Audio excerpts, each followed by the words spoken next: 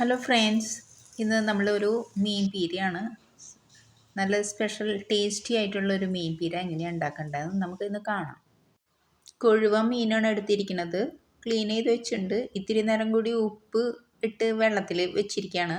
പിന്നെ ഇനി വേറെ ആവശ്യമുള്ള സാധനങ്ങൾ കാന്താരിയാണ് എടുത്തിരിക്കുന്നത്. കാന്താരി മുളക് ഇതിന് ഒരു പ്രത്യേക ടേസ്റ്റ് വരും. സവോള എടുത്തിട്ടുണ്ട്. ഒരു ചെറിയ കഷ്ണം ഇഞ്ചി എടുത്തിട്ടുണ്ട്. പിന്നെ 5-8 അല്ലി വെളുത്തുള്ളിയും എടുത്തിട്ടുണ്ട്. നാളികേരം അരമുറി ചെറിയത് എടുത്ത് വെച്ചിട്ടുണ്ട്. ഇത് നാളികേരം ഒന്ന് ചതച്ച് ഒതുക്കിയെടുക്കാനാണ്, അരയ്ക്കാൻ പാടില്ല. പിന്നെ ബാക്കിയുള്ള ആദ്യം കാണിച്ച സാധനങ്ങളൊക്കെ ചതച്ചതാണ്. ഇത് ഒരു ചട്ടി വെച്ച് നമുക്കത് ഇടാം. ചതച്ച സാധനങ്ങളൊക്കെ ഒന്ന് നന്നായി ഒന്ന് മിക്സാക്കി പരത്തി വെച്ച് കൊടുക്കുന്നുണ്ട് ചട്ടിയിൽ.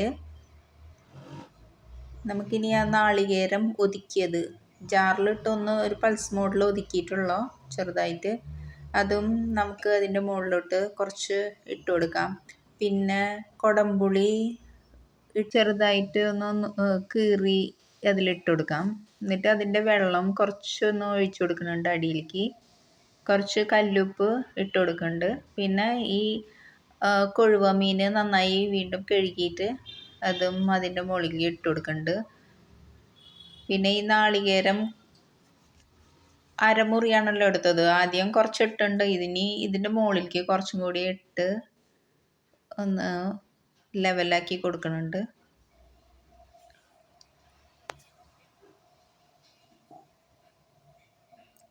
നന്നായിട്ടൊന്ന് പ്രസ് ചെയ്ത് കൊടുക്കാം.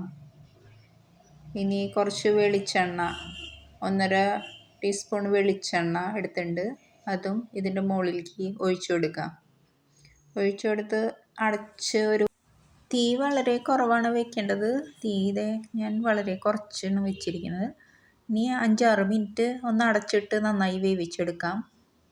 ഞാനത് നമ്മുടേത് ഒരുവിധമായിട്ടുണ്ട്. ഒന്ന് ഇളക്കി കൊടുക്കണം.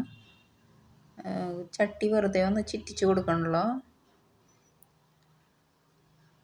ഇനി 1-2 മിനിറ്റ് വെക്കണം. നമ്മുടേത് റെഡി ആയി കഴിഞ്ഞു. ഒക്കെ മീൻ പീരയൊക്കെ നന്നായി വറ്റിയുണ്ട്. ഇനി വേപ്പിലയൊക്കെ കുറച്ചും കൂടി ഇട്ട് കൊടുത്ത് നമുക്ക് ഇന്നൊരു ചെറിയൊരു തിള വരുന്നവരെ വെക്കാം. നമ്മൾ പീര കൊഴുവ റെഡിയായി. കിടിലനായ ടേസ്റ്റാണ് കേട്ടോ. എല്ലാവർക്കും ഇഷ്ടമാവും. നമ്മുടെ ചാനലൊക്കെ ഒന്ന് കണ്ട് ഫ്രണ്ട്സ് എല്ലാവരും സപ്പോർട്ട് ചെയ്യണം. തീർച്ചയായിട്ടും സബ്സ്ക്രൈബ് ചെയ്യണേ. Thank you.